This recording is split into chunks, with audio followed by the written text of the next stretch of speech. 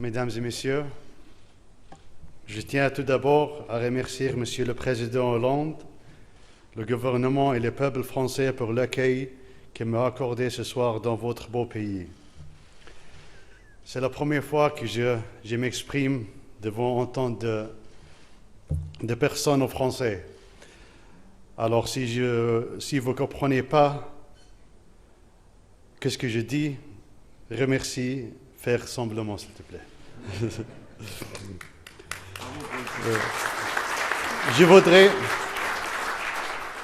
Je voudrais à cette occasion exprimer combien je me réjouis de l'amitié qui unit aujourd'hui la France et le Qatar.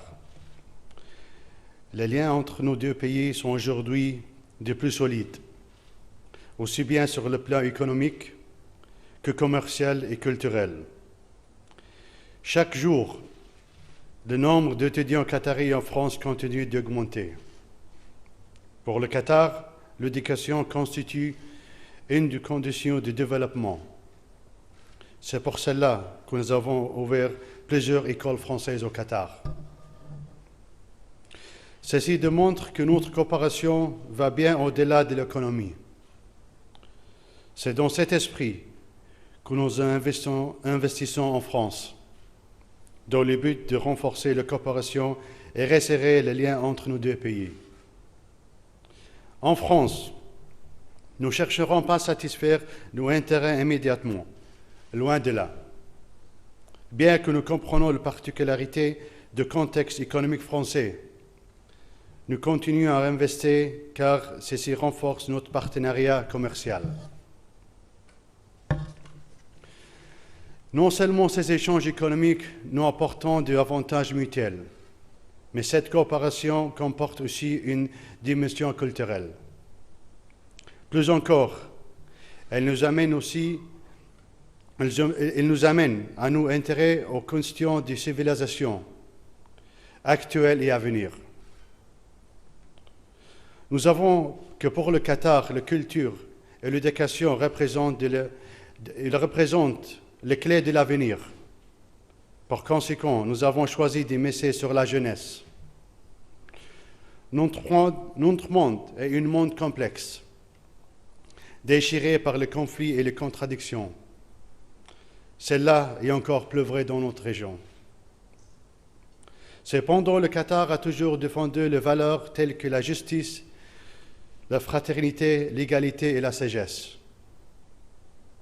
Le Qatar est resté neutre dans les conflits de la région, malgré les tensions politiques.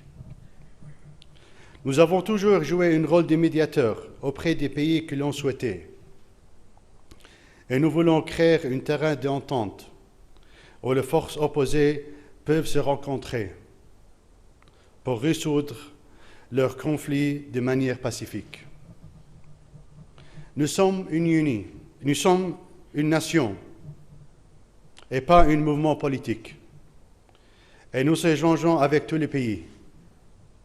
Nous représentons les principaux courants politiques et intellectuels de notre région et du monde entier. Nous défendons la liberté d'expression et nous nous opposons à ce qui conduit à l'intolérance. C'est le choix que nous avons fait et nous assumons qu'il ne plaise pas à certains. De par notre histoire, notre culture et notre foi, nous affirmons que la raison est le principe fondamental qui guide notre action. Nous refusons de croire que les pensées éclairées est le monopole d'une seule civilisation. C'est pourquoi notre relation avec l'Europe et la France en particulier est des plus importantes.